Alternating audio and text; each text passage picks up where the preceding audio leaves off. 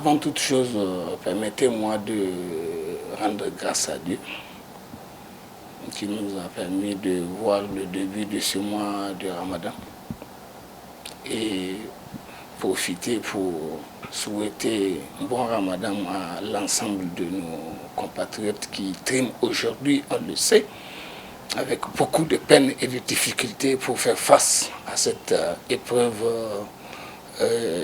obligatoire pour les musulmans.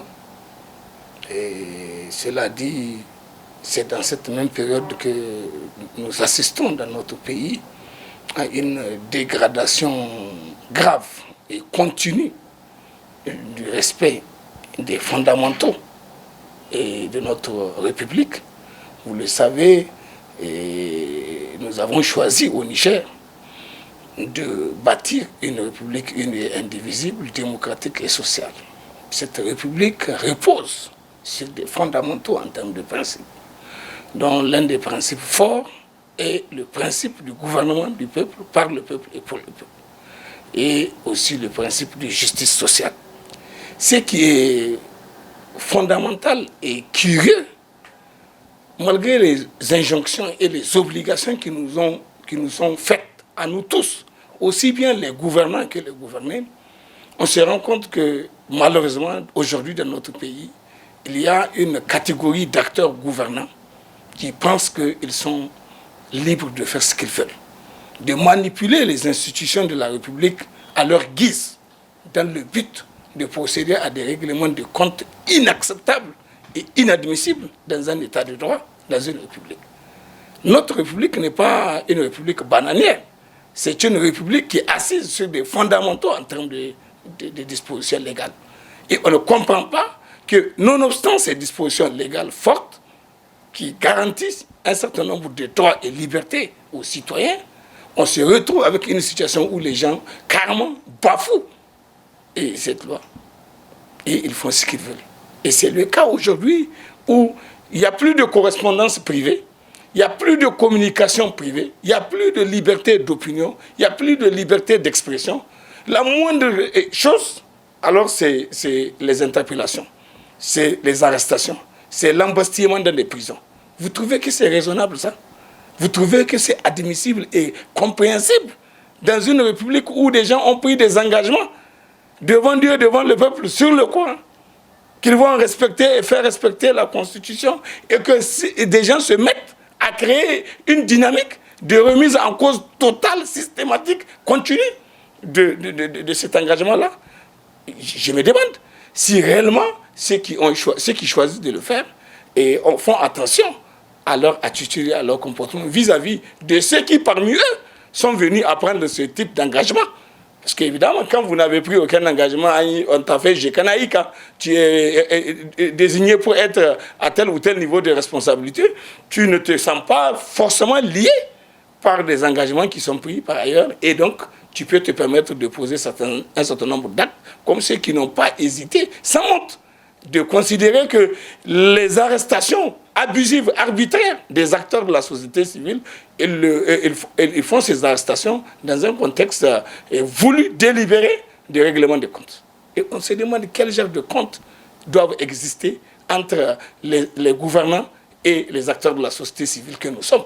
Le travail que nous faisons est un travail légal, constitutionnel. Nous avons la garantie constitutionnelle de créer nos associations dans le cadre de la liberté d'association, d'exercer librement nos activités dans le cadre de lois et règlements de la République.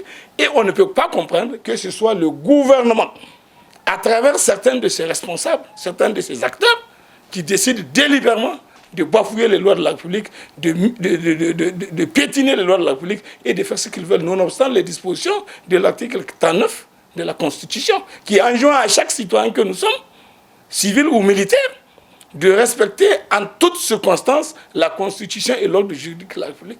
Donc si on dit en toutes circonstances, ça veut dire qu'il n'y a aucune circonstance qui va autoriser les uns et les autres à méconnaître les lois de la République et à faire ce qu'ils veulent.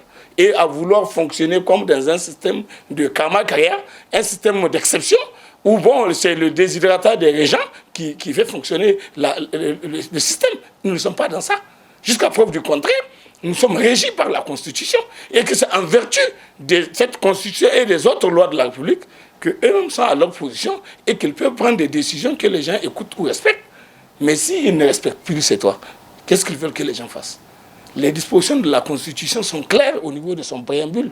Au niveau du préambule, le point 6 dit clairement: le peuple a le devoir et l'obligation de s'opposer, une opposition absolue contre tout régime fondé sur la dictature, sur l'arbitraire, sur l'injustice, sur le trafic d'influence, sur la corruption, sur l'enrichissement illicite, le culte de personnalité et que sais-je encore. C'est écrit noir sur blanc. Il est du devoir des citoyens de connaître ça et aussi de se donner les moyens de défendre ça parce que nous avons, à la fin du préambule, nous avons juré loyauté, fidélité et respect à la Constitution. Donc chacun de nous est engagé dans cet engagement-là de loyauté vis-à-vis de la Constitution qui fait que nous avons tous le devoir d'être regardants sur la manière dont les choses sont en train de se passer à tous les niveaux et en particulier nous, en tant qu'acteurs de la société civile. Voilà pourquoi nous considérons que c'est très grave ce qui est en train de se passer. De chaque jour que Dieu fait, vous entendez par-ci, par-là, on a arrêté X, Y à cause d'une opinion qu'il a exprimée, que ce soit dans une radio ou particulièrement dans les réseaux sociaux. Et on se demande d'ailleurs, cette fameuse loi sur la cybercriminalité, et quel est son fondement légal constitutionnel. Parce qu'on ne peut pas, aujourd'hui, dans un pays, considérer qu'on va faire une loi pirate comme ça, là, pour être dans la position de vouloir totalement empêcher aux gens d'avoir même la vie privée. Les correspondances, l'article de la Constitution est très clair en ce qui concerne le secret des correspondances, la protection de la communication des uns et des autres dans leurs relations, que ce soit par téléphone ou par d'autres mécanismes, où c'est des correspondances privées. Et aujourd'hui, malheureusement, on se rend compte de façon abusive.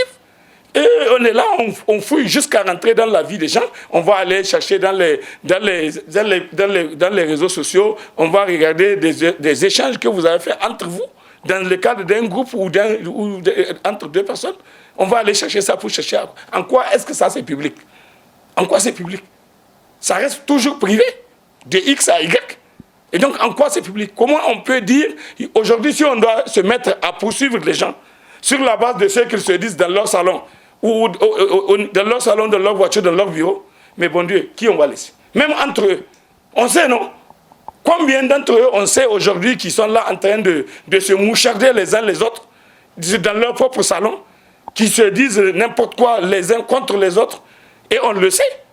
Il y a des gens, même quand vous entendez certains propos qu'ils tiennent entre eux, tu attrapes même la tête, tu te demandes comment est-ce que cela peut arriver, et pourtant, les gens ont pu le dire. Mais dans la mesure où on considère que les gens peuvent radoter, ils peuvent raconter leur vie, c'est leur vie, ça s'arrête là. Dans tous les cas, si ça ne produit aucun effet véritable, alors, donc pourquoi se mettre aujourd'hui, pendant qu'on est en train de dire, on a fait un message pour libérer et pour prendre des mesures de grâce, pour libérer même des fautifs, des gens jugés même et condamnés en plein, comment on appelle ça,